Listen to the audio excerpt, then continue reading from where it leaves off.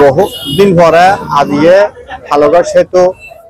ইজারার মাধ্যমে আই মাওয়া গ্রুপ আর কোম্পানি পাই আজকে উদ্বোধন হই হালগড় ব্রিজ সংস্কার লগলি ব্রিজ বহুদিন বন্ধ আছে বহুদিন বন্ধ থাকানোর পর দিয়ে আজকে চালু হই রেল কর্তৃপক্ষ আরো বুঝে দিয়ে গতকালি আই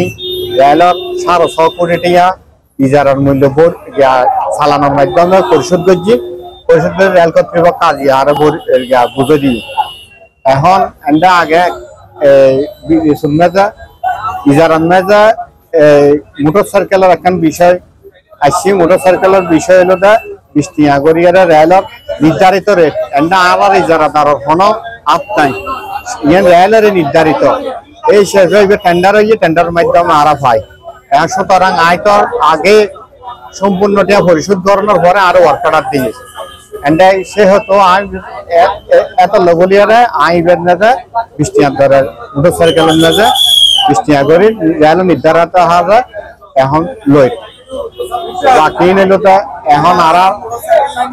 মহাগর হলে দোয়া করিবেন যাতে সুস্থভাবে মানুষের সেবা দিতে। ধন্যবাদ। জানতেন যে আগে রেটটা অনেক কম ছিল, আমরা যতদূর জানি এই রেটটা ইতিপূর্বে এই সংস্কার কার্যক্রমের আগে যে সর্বোচ্চ যে টেন্ডার হয়েছিল সেখানে কিন্তু সর্বোচ্চ দাগ উঠেছিল 1 কোটি টাকা, আমি যতদূর জানি সব মিলিয়ে 1.5 কোটি টাকার মতো। তো সেই জায়গায় বর্তমানে দাগটা হয়ে গেছে আপনার 5 কোটি 20 লক্ষ।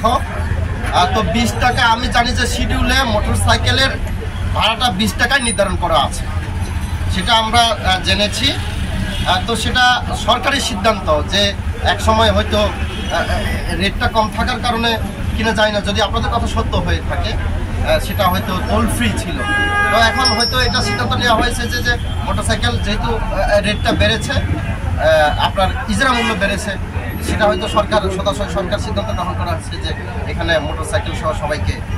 আপনার ট্যাক্সের আওতায় আনা, টোলের আওতায় আনা।